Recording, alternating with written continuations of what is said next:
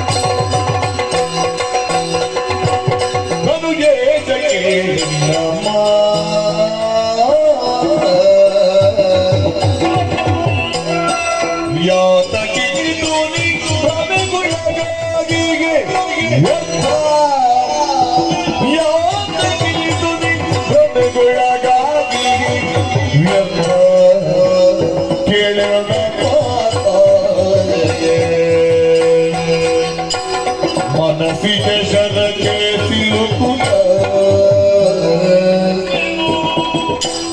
ಮನಸ್ಸಿಗೆ ಶರಕ್ಕೆ ಸಿಲುಕುತ್ತ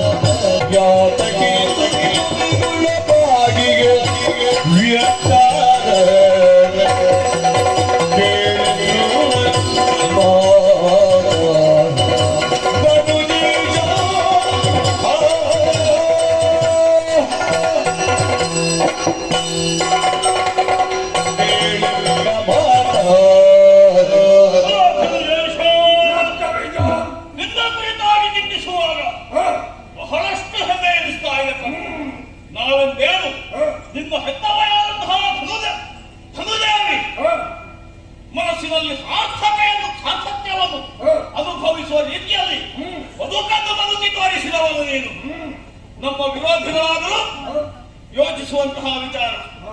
ಒಬ್ಬಾಕೆ ತಾಯಿ ಹೆತ್ತಂತಹ ಮಗ ಇಷ್ಟು ಸಾಧನೆಯನ್ನು ಮಾಡುವುದಕ್ಕೂ ಸಾಧ್ಯ ಇದೆಯೇ ಎನ್ನುವುದಾಗಿ.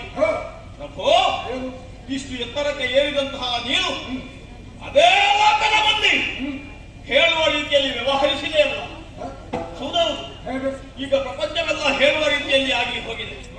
ಏನು ಶುಂಭನಿಗೆ ಪ್ರಮೇಯ ಎನ್ನುವ ರೀತಿಯಲ್ಲಿ. ಯಾಕೆ ಬೇಟೆಗಾಗಿ ತಡೆದಂತಹ ಚಂಡಮುಂಡರು ಕಾಡಿನಲ್ಲಿ ಒಬ್ಬಾಕೆ ಸುಂದರಿಯಾದಂತಹ ಹೆಣ್ಣೊಬ್ಬಳಿದ್ದಾಳೆ ಎಂಬ ವಿಚಾರವನ್ನು ಬಂದು ಹೇಳಿದರು. ಅಷ್ಟಕ್ಕೆ ನೀನು ಮನಸ್ಸಿಗದ ಶರಹತಿಗೆ ಒಳಗಾದೆ ಎನ್ನುವುದರಲ್ಲಿ ಎರಡು ಮಾತಿಲ್ಲ. ತಪ್ಪ್ಯಾಕೆ? ಅಖಂಡ ಬ್ರಹ್ಮಚಾರಿಗಳಾದಂತಹ ಚಂಡಮುಂಡ ಹಾ. ಒಂದು ಹೆಣ್ಣನ್ನು ತನ್ನೆತ್ತಿ ನೋಡದವರು ಹಾ. ಇವಳನ್ನು ಹೊಗಳಬೇಕಿದ್ರೆ ಹಾ. ಅವರ ಮಾತನ್ನು ಅಲ್ಲಗಳೆಯುವುದಕ್ಕುಂಟೇನು? ಪ್ರಭು ಒಂದು ಹೊತ್ತಿನಲ್ಲಿ ನಿಮ್ಮ ಯಾರು ಯಮನ ಕಾಲದಲ್ಲಿ ಷಡ್ವೈರಿಗಳನ್ನು ಬದಿಗೊತ್ತಿ ನಿನ್ನದ್ದಾದಂತಹ ಸಾಧನೆಯನ್ನು ಲೋಕಮುಖಕ್ಕೆ ಮಾಡಿಸಿಕೊಟ್ಟವರು ಸಾಧನೆ ಅಂತಹ ನೀನು ಈ ಪ್ರಾಯದಲ್ಲಿ ಒಬ್ಬಾಕೆ ಹೆಣ್ಣಿಗೆ ಬೇಕಾಗಿ ಈ ರೀತಿಯಾಗಿ ವರ್ತಿಸ್ತೀ ಅಂತಾದರೆ ಸ್ವಲ್ಪ ಆಲೋಚಿಸಬೇಕಾದಂತಹ ವಿಚಾರವೇ ಹೌದು. ಆ ಮನಸ್ಸಿಯ ಅರ್ಥಾತ್ ಮನ್ಮಥ ನಿನ್ನ ಮೇಲೆ ಬಾಣ ಪ್ರಯೋಗ ಮಾಡಿದ್ದಾನೆ ಅಂತಾದ್ರೆ ಅವನಿಗೆ ಧೈರ್ಯ ಬಂದಿಲ್ಲ ಪ್ರಭು. ಹಾಗಿದ್ರೆ ಏನೋ ಒಂದು ದೌರ್ಬಲ್ಯವನ್ನು ನಿನ್ನನ್ನು ಕಂಡೇ ನಿನ್ನ ಮೇಲೆ ಬಾಣ ಪ್ರಯೋಗವನ್ನು ಮಾಡಿದ್ದಾನೆ ಎಂದು ಹೇಳಿದ್ರೂ ಹೆಚ್ಚಾಗಲಿಕ್ಕಿಲ್ಲ. ಅಂತೂ ಮನಸ್ಸಿನ ಶರಹತಿಗೆ ಗುರಿಯಾದಂತಹ ನೀನು ಆ ಹೆಣ್ಣನ್ನು ತರುವಂತಹ ಮನ ಮಾಡಿದ್ದು ಕಳುಹಿಸಿದ್ದು ಯಾರನ್ನು? ಸುಗ್ರೀವನನ್ನು. ಆ ಬಳಿಕ ಧೂಮ್ರಾಕ್ಷನ. ಏನೋ ಆಯಿತು. ಅಲ್ಪನೇ ಧೂಮ್ರಲೋಚನೋ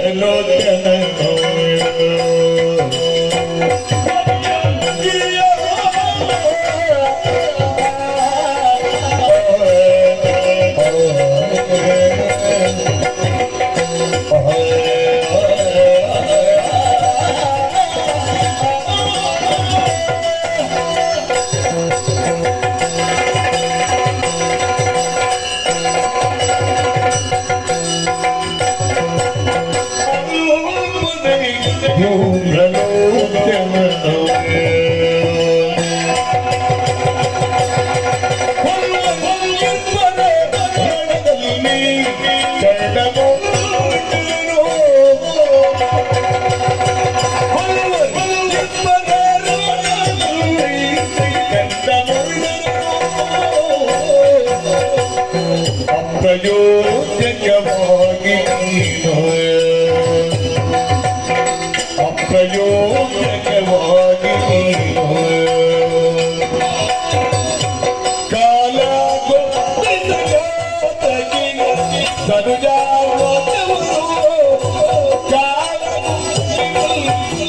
ಯಾತಗೆ ಧನುಜೇಶ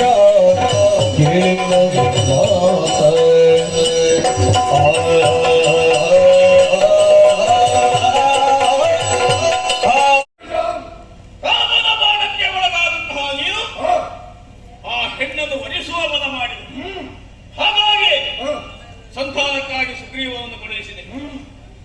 ಬಂದಂತಹ ಸುಗ್ರೀವ ಹೇಳಿದ ಅವಳು ಸಾಮಾನ್ಯ ಹೆಣ್ಣಲ್ಲ ಎನ್ನುವುದಾಗಿ. ಆದರೂ ಆ ವಯೋವೃದ್ಧನ ಮಾತಿಗೆ ನೀನು ಬೆಲೆ ಕೊಡಲಿಲ್ಲ.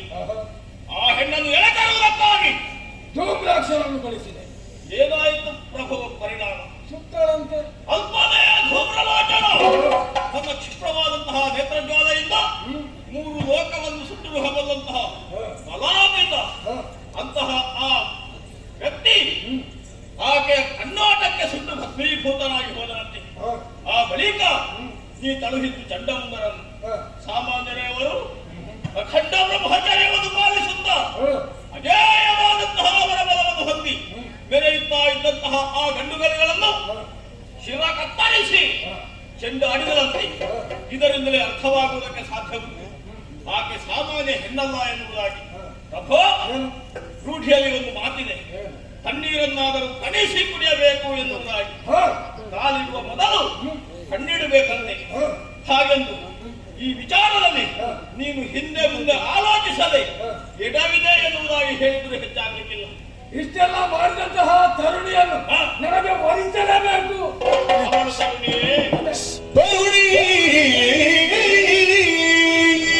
ಅಲ್ಲ, ಅವಳು ಆದಿಮಾಯೆ ಜಿಯ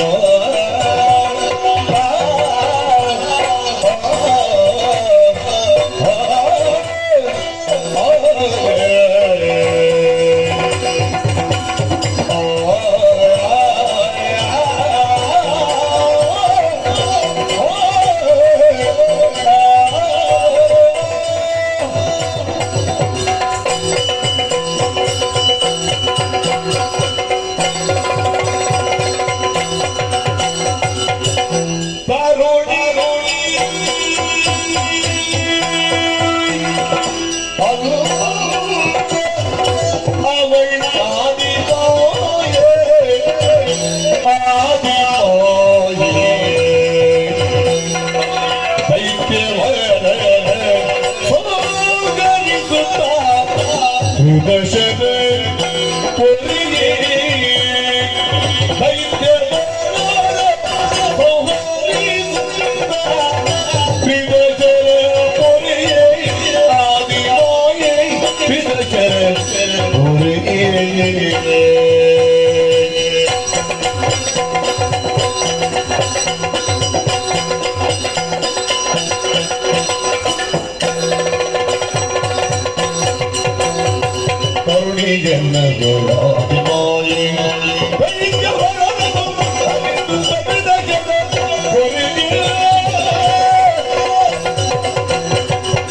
मेरे घोर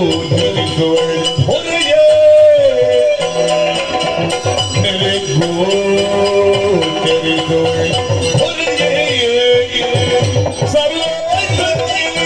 मोगे मेरी पुनो सरिये सर्वोजनी मोगे मेरी पुनो सरिये केरला दुनिये मेरी सरिये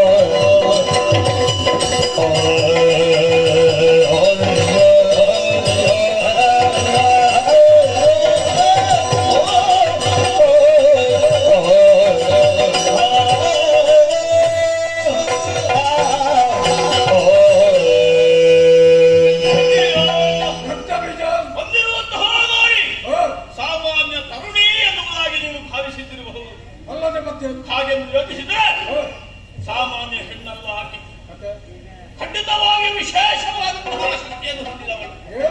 ತರುಣಿಯಲ್ಲ, ಅವಳಾದಿ ಮಾಯೆ. ಯಾಕೆ ಬಂದಿದ್ದಾಳೆ? ನಮ್ಮವರ ಅಟ್ಟಹಾಸ ಸ್ವಲ್ಪ ಅಧಿಕವಾಗಿದೆ ಅಂತ ಹೇಳಿದ್ರು ಹೆಚ್ಚಾಗಲಿಕ್ಕಿಲ್ಲ. ಮೊದಲೇ ಬೆರಳು ತೋರಿಸಿದ್ರೆ ಹಸ್ತವನ್ನು ನುಂಗುವವರು ನಮ್ಮವರು. ತ್ರಿಭುವನ ಒಡೆಯನಾದಂತಹ ನಿನ್ನ ಅನುಚರಣಾಕ್ಷಣ ಮತ್ತೆ ಕೇಳಬೇಕು. ನಾವು ಮಾಡಿದ್ದೇ ಕಾರ್ಯ, ಹೋದದ್ದೇ ದಾರಿ ಎನ್ನುವುದಾಗಿ ವ್ಯವಹರಿಸಿದ ಪರಿಣಾಮವಾಗಿ ಕಷ್ಟಕ್ಕೆ ಸಿಲುಕಿದವರು ಹಲವು ಮಂದಿ. ಸಾಧು ಸಿದ್ಧರು, ಋಷಿಮುನಿಗಳು, ದೇವತೆಗಳು. ಪ್ರಭು, ಈ ಕಾಲಕ್ಕೆ ಸುರರ ಆ ಧೈರ್ಯತೆಗೆ ಅದಾಗಿ ಬಂದಂತಹ ಆಕೆ ಆದಿಮಾಯಿಯಾಗಿದ್ದಾಳೆ. ದುಷ್ಟರಾದಂತಹ ನಮ್ಮ ಖರವಂಶವನ್ನೆಲ್ಲ ಬರೆಯಲು ಯಮನ ಆಲಯಕ್ಕೆ ಅಟ್ಟುವಂತಹ ಏಕೈಕ ಉದ್ದೇಶವನ್ನು ಇರಿಸಿಕೊಂಡು ಬಂದಿದ್ದಾಳೆ ಎಂದು ಹೇಳಿದ್ರೂ ಹೆಚ್ಚಾಗಲಿಕ್ಕಿಲ್ಲ. ಪ್ರಭು, ತಿಳಿದು ನಿಮ್ಮ ಕೈಯಾರನಂತೆ ಬೆಳೆಸಿದಂತಹ ಮರವನ್ನು ನೀವೇ ಕತ್ತರಿಸುವುದಕ್ಕೆ ಮುಂದಾದ ಹಾಗೆ ಕಾಣ್ತಾ ಇದೆ. ನೀವೇ ಅಭ್ಯುದಯವನ್ನು ಹೊಂದಿಸಿದಂತಹ ದೈತ್ಯಾನ್ವಯವನ್ನು ಕೇವಲ ಕಾಮನ ಆ ಶರಕ್ಕೆ ಒಳಗಾಗಿ ಈ ರೀತಿಯಾಗಿ ಸಾಯ ಬಿಡುವುದು ನೀತಿಯೇ ಪ್ರಭು. ಹಾಗಾಗಿ ಹೇಳ್ತಾ ಇದ್ದೇನೆ, ಆಲೋಚಿಸಬೇಕು ನೀವು. ರಕ್ತಬೀಜ ನಮ್ಮವರೆಲ್ಲರ ಅಳಿವಾಗಿದೆ ಎಂಬಲ್ಲಿಗೆ ಆಕೆ ಹೆಣ್ಣಲ್ಲ, ಆದಿಮಾಯಿ ಜಗನ್ನಾಥೆ ಈ ನಿರ್ಧಾರಕ್ಕೆ ಬಂದೇ ಏನು? ರಕ್ತಬೀಜ, ನಿನ್ನ ಈ ಗುರುಡೆ ಪುರಾಣವನ್ನು ಕೇಳೋದಕ್ಕೆ ಕುಳಿತವನಲ್ಲ. ಈ ವಿಭಾಗದಲ್ಲಿ ನಿನ್ನ ತೀರ್ಮಾನವೇನು? ಬಿಡು ಮನದ ಮೂರ್ಖತೆಯ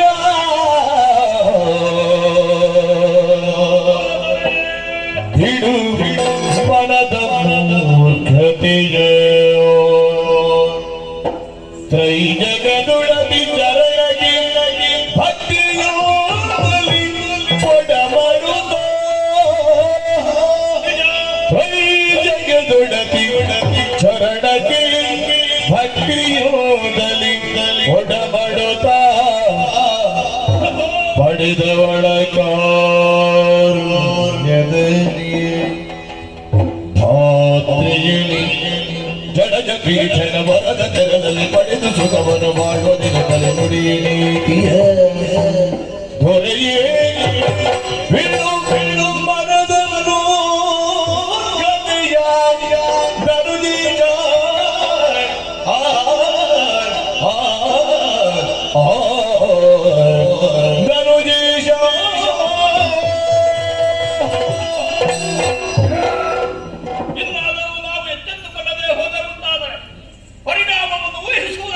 ಸಾಧ್ಯವಾಗಿ ಹೋಗುತ್ತದೆ.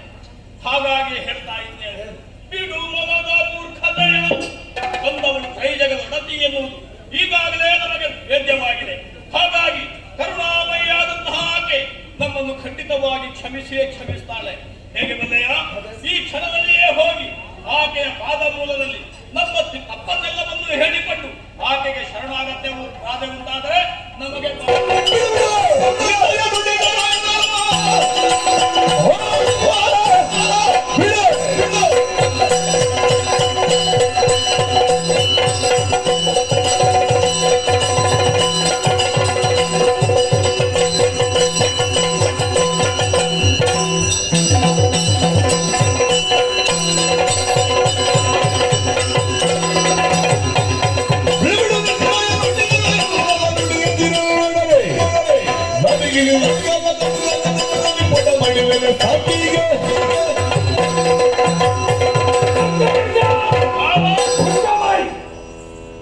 ಅಳಿಯನೆಂಬ ಮಮಕಾರದಿಂದ ಮಾತನಾಡುವುದಕ್ಕೆ ಬಿಟ್ಟರೆ ಬಾಯಿಗೆ ಬಂದಂತೆ ಮಾತನಾಡುತ್ತಾ ಇರುವೆ. ಏನಾಗಿ ಜಗನ್ಮಾತೆ ಆದಿಮಾಯ್ ಅವಳ ಕಾಲನ್ನು ಹಿಡಿಬೇಕು. ಆ ಹೆಣ್ಣಿನ ಕಾಲು ಹಿಡಿದು ಚಿಂಬಾಕಿಯಲ್ಲ ಜೀವನವೇ. ಬಿಡು, ಈ ಹೊತ್ತಿಗೆ ನಿನ್ನನ್ನು ಅರ್ಥವಿಸಿಕೊಂಡಿದ್ದೇನೆ. ನಮ್ಮವರೆಲ್ಲ ಅಳಿದು ಆಗಿದ್ದಾರೆ ಎಂಬಂತಹ ಪ್ರಾಣಭಯದಿಂದ ಈ ರೀತಿಯಾಗಿ ಮಾತನಾಡುತ್ತಾ ಇರುವೆ. ನಿನ್ನಿಂದ ಆಗುವುದಿಲ್ಲವೆಂದಾದರೆ ಎದೆಗೆ ಕುಪ್ಪಸವನ್ನು ತೊಟ್ಟು ಮೈಯೆಲ್ಲ ಸೀರೆ ಹೊಟ್ಟು ಹಣಗೆ ತಿಲಕ ಇಟ್ಟು ಕೈಯಲ್ಲಿ ಸೌತಿ ಹಿಡಿದು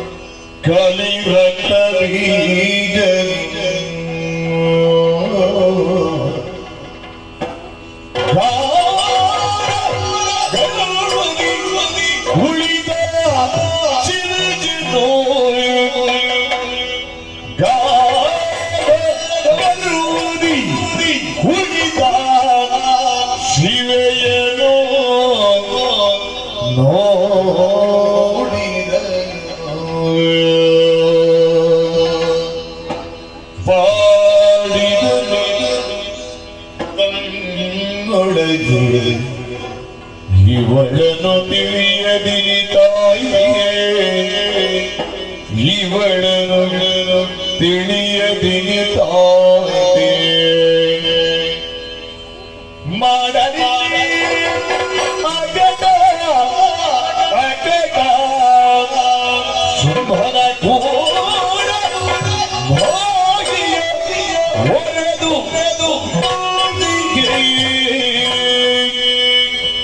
ಮಾಡಲಿ ನಕಟ ಅಕಟ ಶುಂಭನ ಕೂಡ ಭಾಗಿಯ ಒರೆದು ಕೇಳು ಇವಳಿ ಕೇಳು ಇವಳಿ ಬದ್ಧವಾದರು ಮಾತನಾಡಿಸುವೆ ಎನ್ನುತ್ತಾ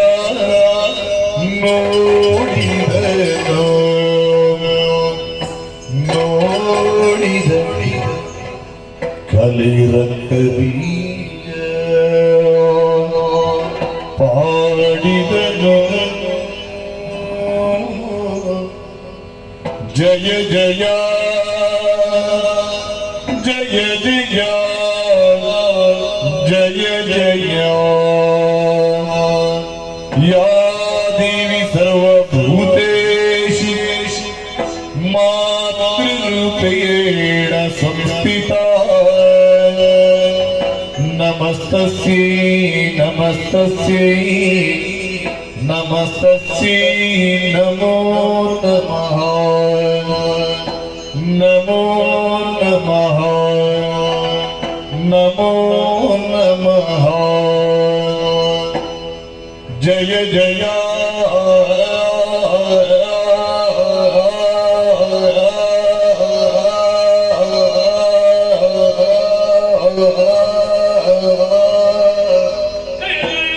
जय जय जगदम्बा जय जय जय जय जय जय जय जय जय जय जय जय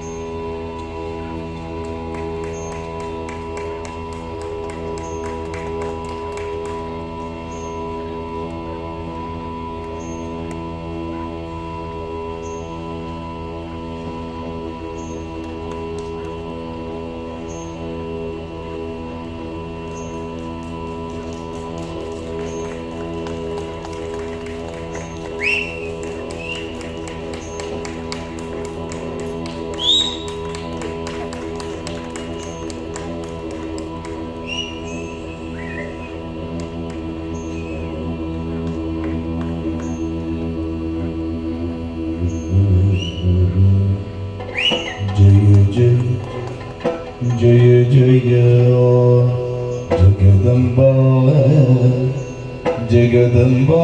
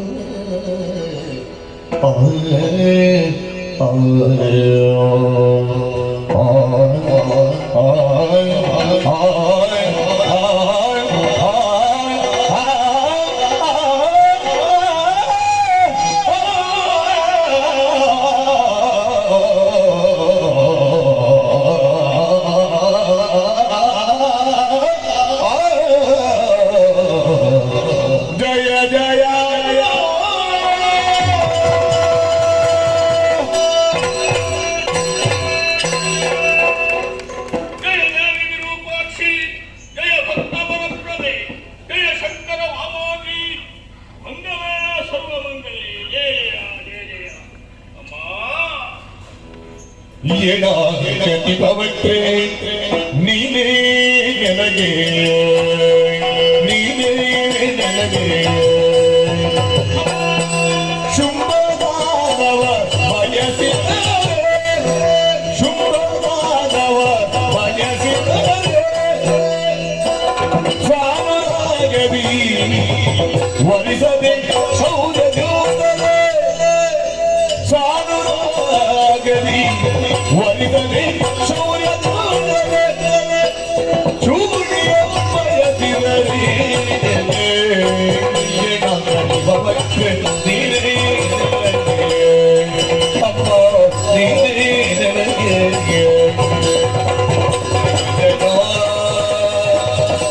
ಜಯ ಜಯ